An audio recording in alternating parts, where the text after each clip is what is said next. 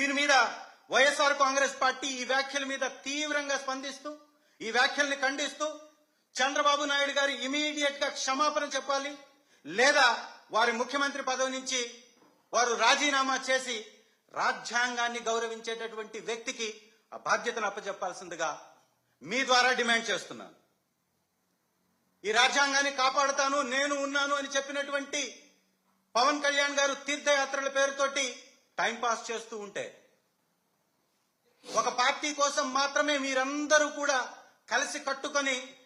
ప్రజలపై విద్వేషాన్ని చిమ్ముతూ ఉంటే, దీన్ని ఖండించాల్సినటువంటి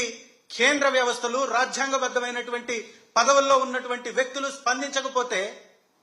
రాష్ట్రపతి పాలన వైపున ఈ రాష్ట్రం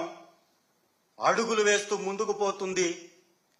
కులాల మధ్య, మతాల మధ్య, ప్రాంతాల మధ్య, మనుషుల మధ్య చిచ్చు పెడుతూ, విద్వేషాలను రెచ్చగొడుతూ